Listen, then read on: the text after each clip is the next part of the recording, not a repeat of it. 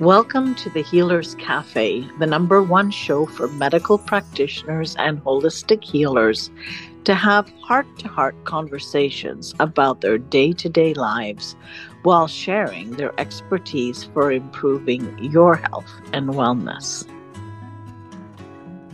So welcome to the Healers Café. And today I have the pleasure to speak with Chris Wark. And he's a long-term cancer survivor. He's a patient advocate, also a best-selling author. And I have referred many patients to his work, both for the experience of somebody who's gone through it, all the details he's shared, and it's just a wealth of information and knowledge. And I'm so honored that you are here with me today. So a little bit of the background: Chris was diagnosed with stage 3 colon cancer in 2003. At that time, he was only 26-year-old. And after surgery, Chris decided to basically opt out of chemotherapy and to use nutrition and natural therapies to heal. And so I'm going to stop at this point here. For more information, obviously, he's got a website, chrisbeatcancer.com. He's got several books, and let's start at the beginning. So why don't you tell us a little bit your story and how you realized it, what went through your mind, what kind of decisions you were confronted with. Sure. Thanks for having me. I really appreciate the opportunity to share my story with your audience. I was diagnosed with stage 3 colon cancer when I was 26, December 2003, and my 20-year cancerversary is next week. So it's a pretty big milestone for me. Spoiler, I didn't die. I lived, I survived and thrived.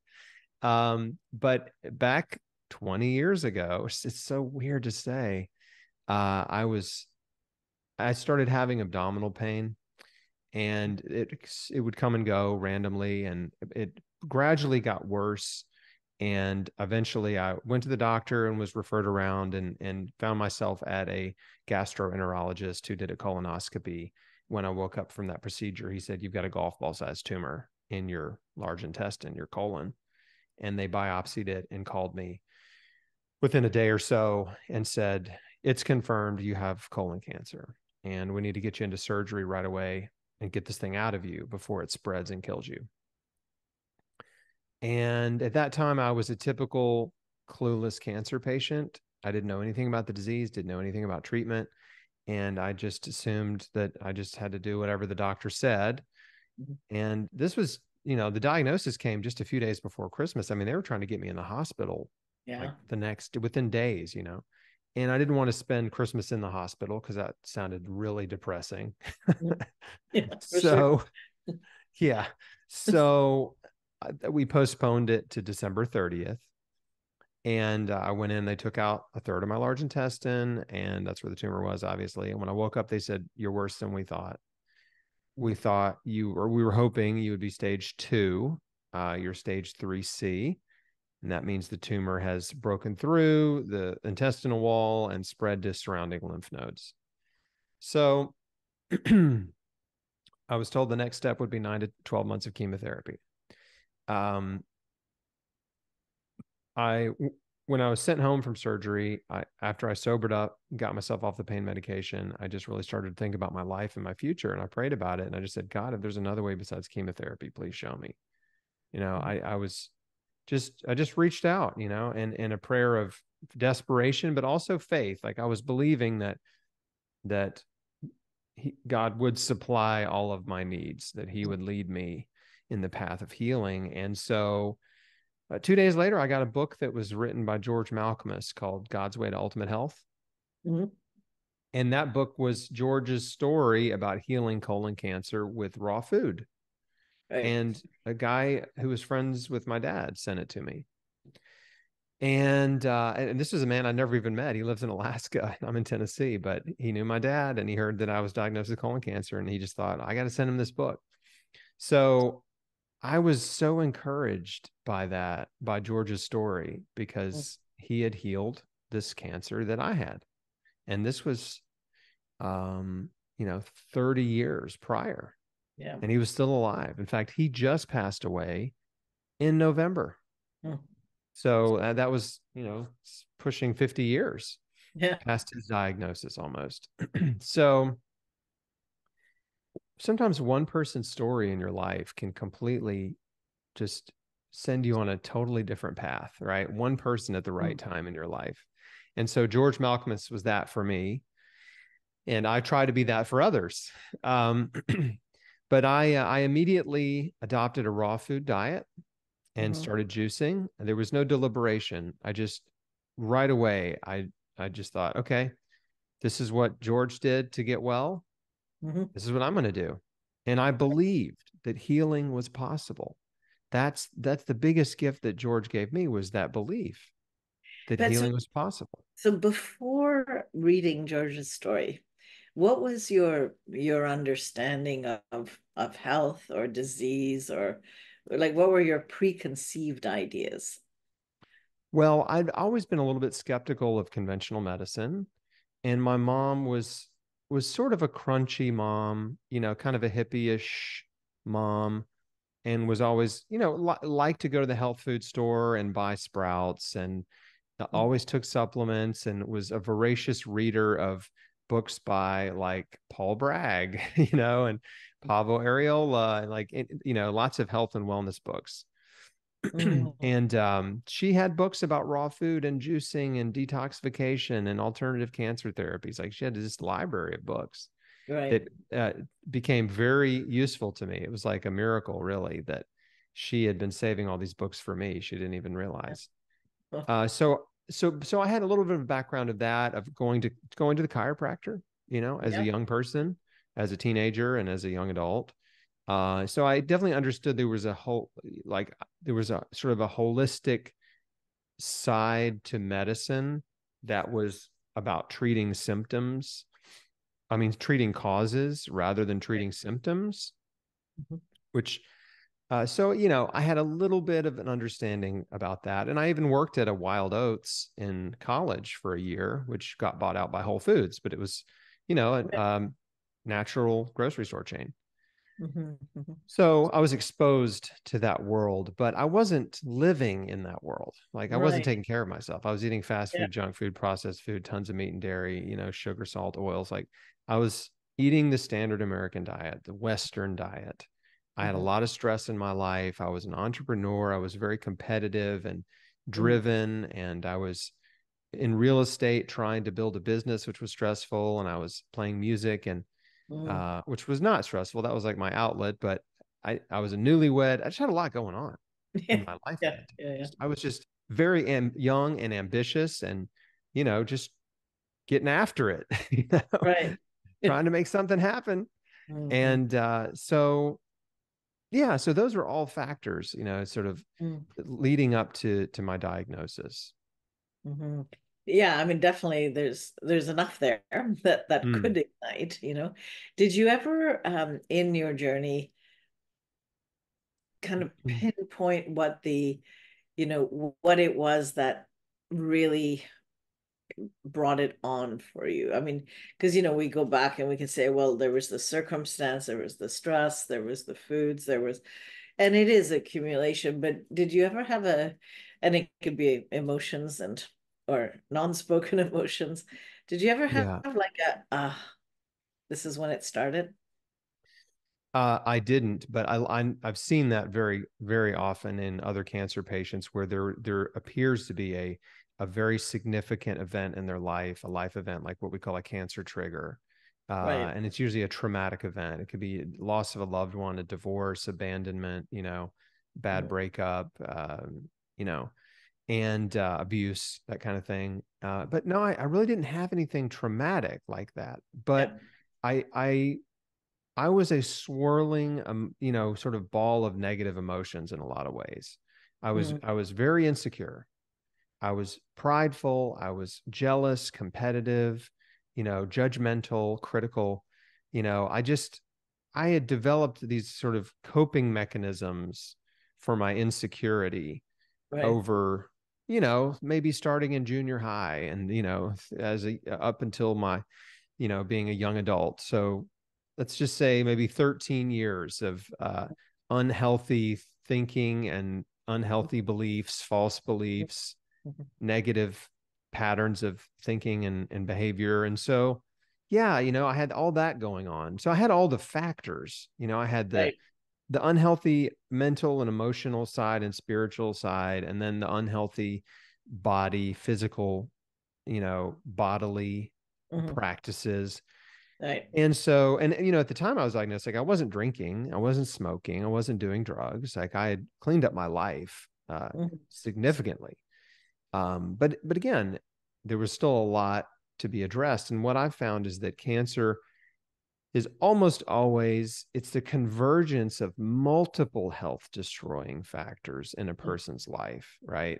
So it's like, it's not just the trauma, but it's like there's trauma and they're not taking care of themselves and they're under high stress for a prolonged period of time, And so when you add all those factors together, there's like a multiplication effect, there's a toxic synergy, and that leads people down the path of disease. And it caught me early. Yeah. Right. It caught me early. And I will say, young adult cancers are on the rise. Oh, definitely. I mean, I was on the, kind of in the early first wave, of young adult colon cancers. It wasn't unheard of, but this was 20 years ago for me. But now, I mean, young adult colon cancer is even more common than it was 20 years ago, and breast cancer and some other cancers too. And so that's the bigger concern. It's not how well is cancer treatment working. It's why are more people getting cancer? Like this is really where all the research money should be going, not to develop new drugs. Agree. I so agree with you. Yes. Yeah, let's prevent the disease, not figure out how to make billions and billions of dollars treating all the new cases, which is where all your drug money and all your cancer charity money goes. Yeah. It just goes to enrich the drug companies. People think they're doing a good deed by donating to some charity or some pink ribbon race or something. And it's like, no, you're just funding drug companies that are going to patent a drug and then sell it back to you when you're sick. Yeah. So and so I was a clueless cancer patient. I didn't understand the disease at all, but I had this little bit of background that I knew that there was a different philosophy, medical and holistic healing philosophy that existed, right? That holistic philosophy versus allopathic medicine, naturopathic medicine versus allopathic, and that kind of thing. And so I found my mom knew a naturopathic doctor in town. She had visited him, been to him a few times for just little stuff, nothing major, but she was like, why don't you go see him? And so I was like, okay. So I went and saw him, and he was the first person to tell me, you're doing the right thing. And because I told him, here's what I'm doing. I'm on a raw food diet and I'm juicing. And he was like, you're doing the right thing. And that was just huge. I mean, man, like I cannot tell you how, I mean, I wanted to just break down and cry right there in his office, just to have someone validate that what I was doing was the right thing. Because of course my mom supported me, but that's your mom, okay. So it's like, it felt good coming from a total stranger. Of course. Yeah. And then he connected me with an integrative oncologist who agreed to monitor my blood work and order some scans to keep an eye on things. And he also was doing IV vitamin C infusions in his office. And he was an incredible man too, because he had come out of retirement. He was in his 70s, silver hair, had come out of retirement to continue practicing because he didn't like being retired and he felt better working. But he came back with sort of a different approach. He wanted to be more integrative. And he had spent his entire career as a very conventional surgical oncologist. And then in his second career, he was an integrative oncologist, and he was studying Chinese medicine and researching non-toxic therapies, specifically therapies that could improve or boost immune function, because he understood, like, you got to get the patient's immune system to fight the cancer, right? So he was interested in immunotherapies 20 years ago, before it was really a buzzword. And IV vitamin C is one of those. And so he was a godsend, and that's he's dead now too, because again, he was in his 70s 20 years ago. But I'm, I didn't have any support. Most of the people around me didn't understand why I didn't want to do chemotherapy, but I had a little tiny bit. I had my mom, and then I found a naturopath, and I found this integrative oncologist, and that was just enough, right? I got just enough support for me in that really critical time, just to have just enough, it wasn't much, but just enough confidence to go down the road less traveled, right? Exactly. Take that alternate path. I like to describe it as the path into the jungle, because it feels you're alone, and you're hacking your way through, and you really are alone. Yeah. And that's the harder path. Yeah. Oh, absolutely. I mean, there's some people who don't share it when they want to take another path, because they have to resist all the well-intentioned negativity about, oh, no, you should just do this. This has been proven, et cetera, when really, if you look at the research, it's quite questionable. And do we really want to put more poison in our body? These are the questions. Well, I had that resistance. I thought I had this, epiphany. I'm like, what? I don't understand how I'm going to poison my way back to health. I know, it just sounds a little weird. Right? I was just like, this doesn't make sense to me. I'm not a doctor. I'm not a scientist, right? I'm just a rational thinking person. And like, if I can't make sense of it rationally, we've got a problem. And it really did seem, and of course I knew that chemo drugs made people look very, very ill, right? Made healthy people look extremely sick and like they're dying. I had seen the effects of chemo drugs on other humans. And so, of course, I had reservations, like, you're going to do that to me? Like, that's what I'm going to turn into? Like, it's this sort of Walking Dead type figure. And so, yeah, I didn't like that prospect either, but not doing it was scary, right? Doing it was scary. Not doing it was scary. There were two scary options.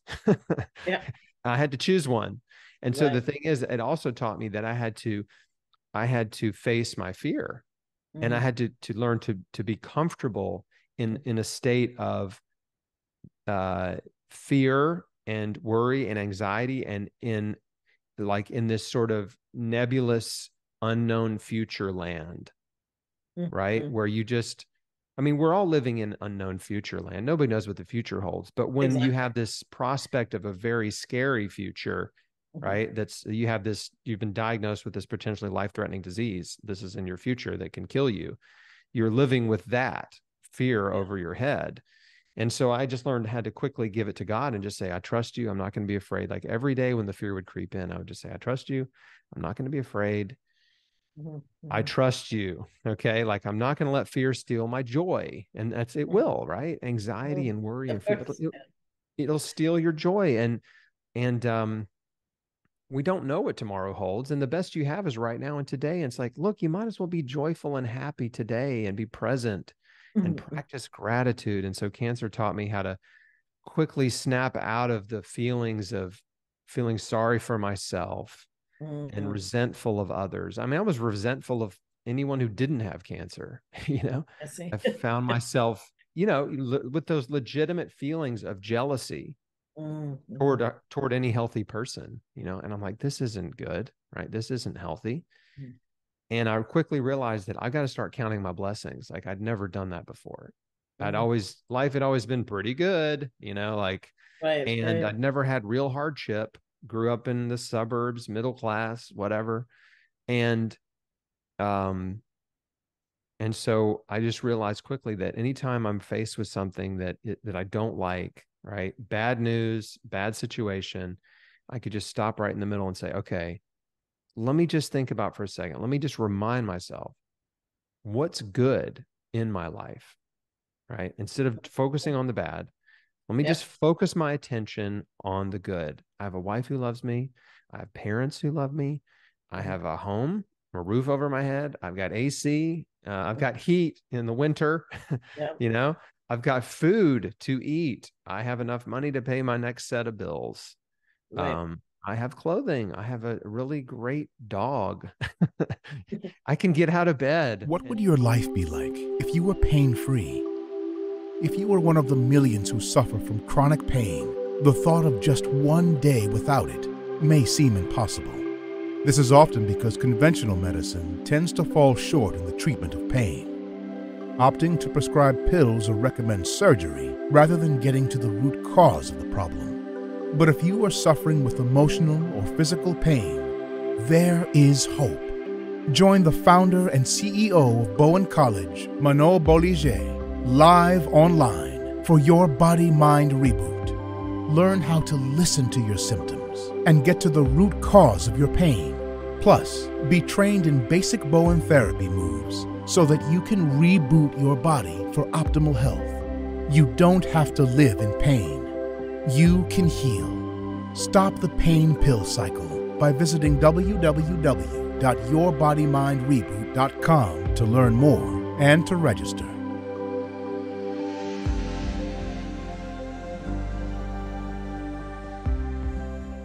And feed myself. And so I can do that all day. Like I can just start just counting all my blessings. And boy, you don't have to do that for very long, just a few moments. And it resets your perspective, like on how good life is and how much you have to be thankful for in the midst of a difficult circumstance. That was huge for me. Yeah, no, I think the mental attitude is a huge part of connecting to the healing process. I totally agree with you. And also, when did you physically feel like doing, the type of diet you were doing, raw foods, have an impact on you? When did you sort of go, I think I'm feeling better, that type of sensation? It was about a weekend. It was like less than a week. The first few days, and I tell everybody this, the first few days, if you adopt just a plant-based diet, or a raw food diet, or you do a juice cleanse, juice fast, you're going to feel like crap because you're going to suffer withdrawals from all your food addictions. Your body kind of is in a state of sort of like shock, because it's like, what are you doing? Like, where'd all this fiber come from? Right? I'm not used to all this broccoli, and so and there's detoxification that happens and weird symptoms. So yeah, the first few days, like, you're probably going to feel lousy, but don't give up. Like, hang in there, because I've had people like sort of give up and go, oh, I just can't do this. I just don't feel good. And they're on like, they're at the end of the first day, I'm like, hang in there. Yeah. So anyway, after just a few days, less than a week, I got a surge of energy. I was like, wow, man, I really feel good. Got energy. I'm sleeping good. Like, I'm really enjoying eating this way. My taste buds had already started to change. I noticed that like my congestion, that I had chronic congestion, it was clearing up. Even going to the bathroom, like, man, my poop doesn't even really smell like, it's not like it doesn't smell at all, but it's like, it's not like it was. Right. It smells way less bad. Right. It's like, And so, I mean, just things like that. And then I just was able to continue and just every day, I created this simple daily routine for myself and just repeated it every day. And then would have the periodic visits with a naturopath once a month, and the integrative oncologist once a month, checking on things. And so really the diet was huge. Exercise was important. I started jogging, just running, getting outside, getting fresh air and sunshine, and like just moving my body with intention, rebounding, and then, taking all kinds of supplements and herbs. And, my philosophy was pretty simple. It was like, I just sort of had this criteria. If there's a potential benefit Mhm. and there's no risk of harm, Mhm. and I can find it and afford it, I'll do it. Mhm. Right. And it was like, I Simple enough. wasn't worried like, oh, what if the supplement doesn't help and you just pee it out? I'm like, Yeah. okay, I don't care. Like, Yeah. as long as there's no risk of harm, I'll take it. Maybe it'll help. Like I trusted that my body would use what it needed. Yeah. And I wanted to supply my body with an abundance of raw materials, all these wonderful bioactive compounds and molecules in fruits and vegetables, nuts and seeds, herbs and spices, right? Plant food, and just trust the process and Mhm. let my body use what it needed. And so um, the entire intention of all that was really just to strengthen my immune system, Yeah. to empower my body to heal and deal with any remaining cancer cells, and to change my internal environment and make it a place where cancer could no longer thrive. Right. Because cancer cells love inflammation, right? Yep. If you have inflammation, that's a precursor to cancer. So inflammatory conditions precede cancer. And cancer cells also love immunosuppression. So there's two things that go hand in hand with cancer. It's inflammation and immunosuppression, or some type of suppressed immune function. Yeah. And so I was trying to reverse those two things, right? Yeah. Anti-inflammation with fruits and vegetables, and boosting my immune system with fruits and vegetables, and also detoxification, which just happens naturally when you're doing Yeah. those things. Yeah. Yeah. And it's like like you said, it's common sense in it to look at what can you do positively to your body, and you don't have to have cancer to do that. It's, we can do this ahead. We can Yeah. avoid the inflammation. We can have a good immune system. And certainly these days, as you mentioned, there's more and more young people who are diagnosed with cancer, and recently even more so, right? So we're looking at, all the things that have happened that have affected the immune system, that have increased inflammation, and the lack of common sense, the fear that um that has been accepted by people. You can say, well, they're victims of it, but also you've got to learn to look at the other way, and look is like you did. It takes a courage also to say, I'm going to take a different path. It doesn't make sense to throw poison after, already an inflamed and, sick body at this moment. It just, and I don't know, what do you think is the main thing to help young people who, because I mean, you were really young to get this at that time. Mm-hmm. It's, like you said, it was quite much more rare. What do you have as words of encouragement to in the society we currently live in? Because 20 years ago, it was a different time period than now, right? Now, yeah, it's like I see positive, but I also see a lot of I don't know, in Canada we have med beds, not med beds, sorry, wrong ones. I'm looking forward to those. But we have maids, this is our system of, oh, if you're not happy with your life, we have an easy way out. And you can have a little anxiety or depression and just ask your way out of here. And it's encouraged, and I think times are very, very difficult for young people right now. So I don't know, maybe I'll stop talking and give me your thoughts about this. Well, there's a lot of places I could go with this, but Benjamin Franklin really said it best: an ounce of prevention is worth a pound of cure. Mm, And I didn't understand that, the first time I ever read it. I do now. yeah. And it's so much more fun and easy to adopt a prevention-based lifestyle and diet when you're not sick. There's no pressure, there's no burden, there's no stress.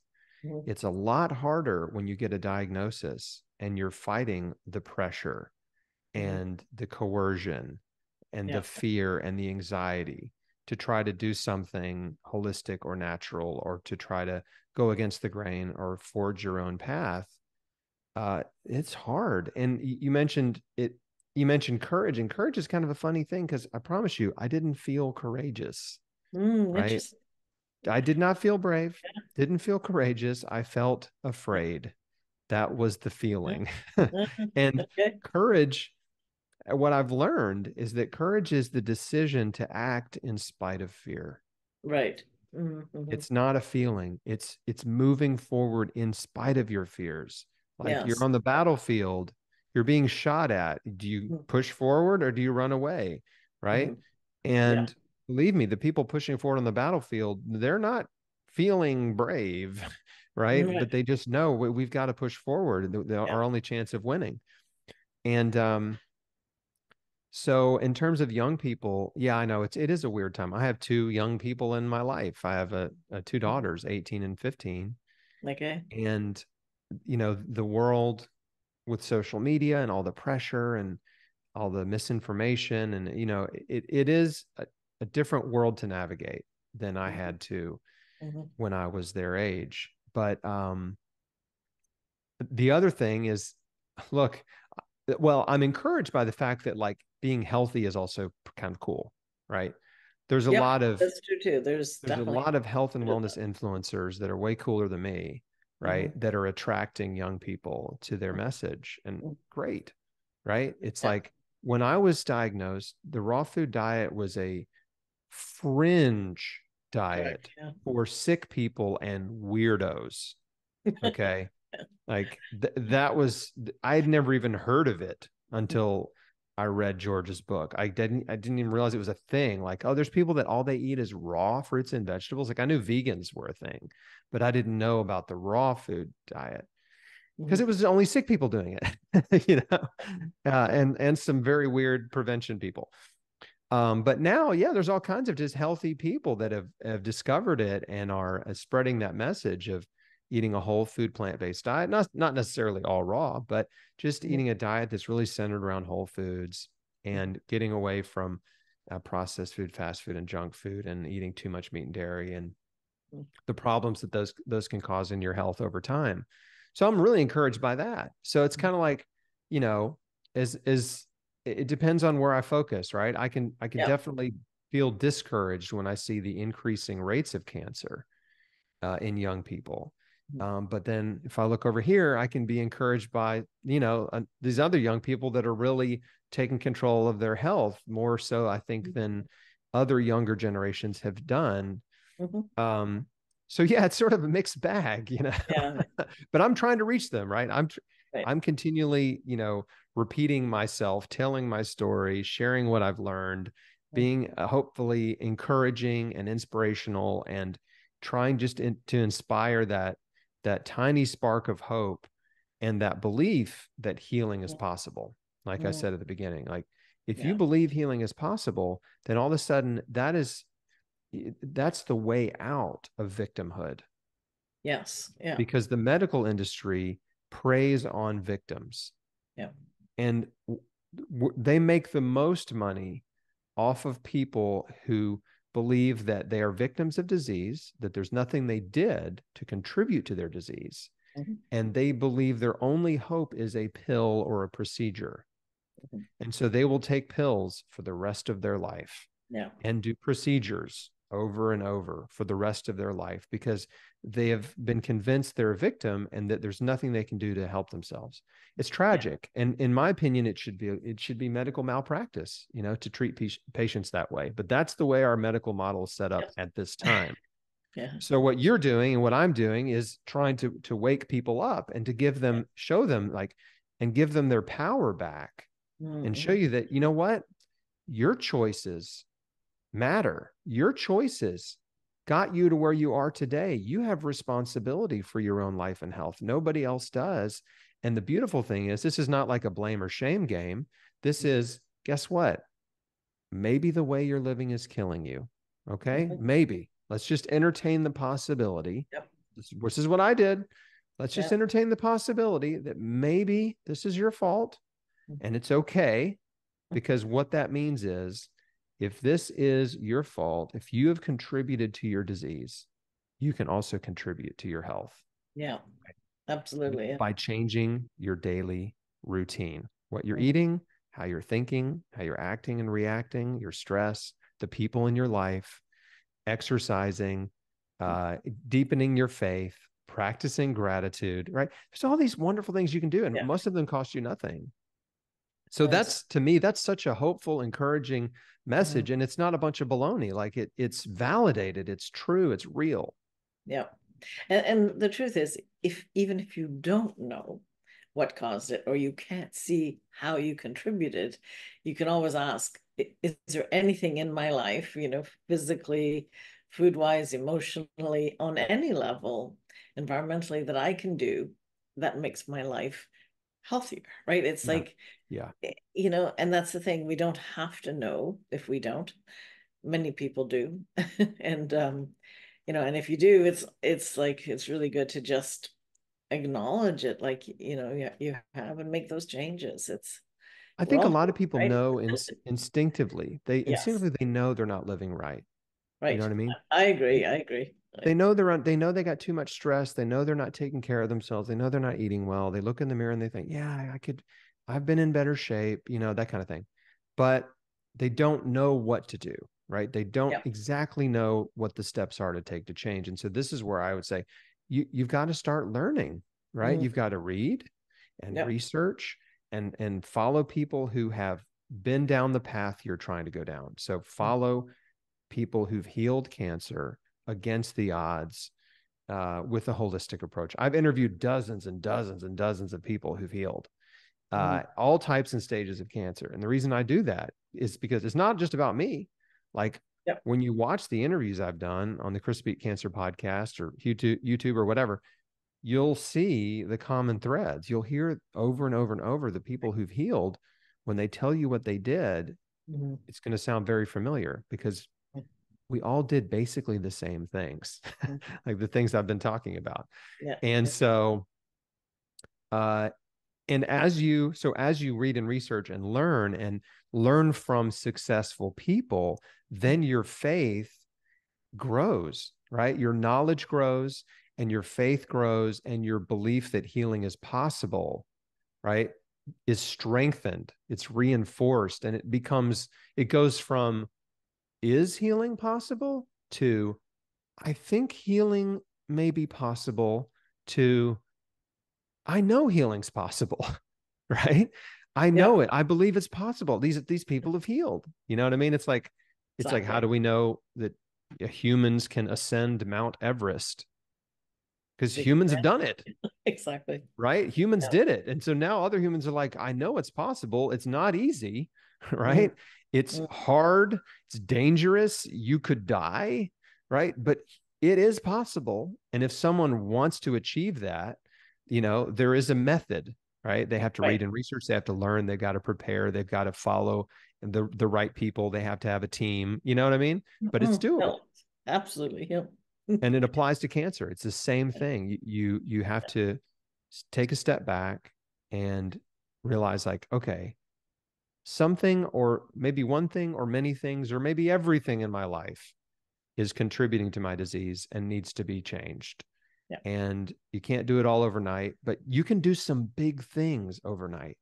You can Mhm. change your diet overnight, Mhm. immediately, starting at the next meal.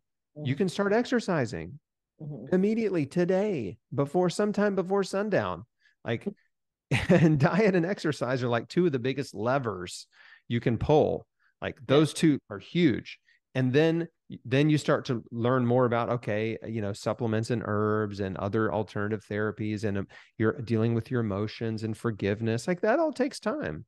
But like, Mhm. pull those big levers first, get the momentum going, Yeah. and you just, you learn and grow as you go.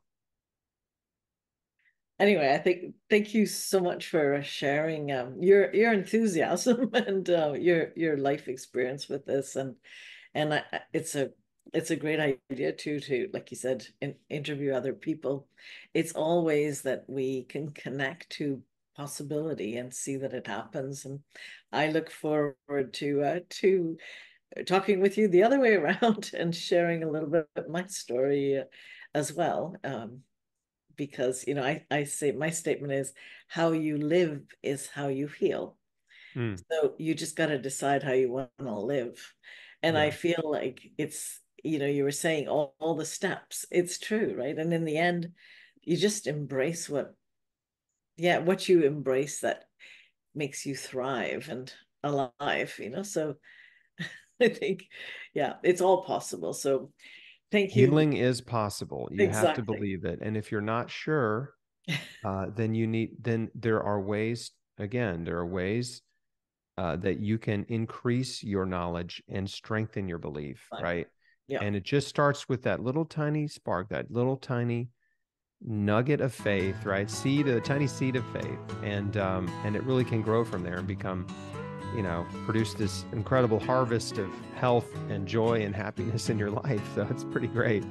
Thank you for having me on your podcast. Okay, well, thank you very much. Thank you for joining us at the Healers Café.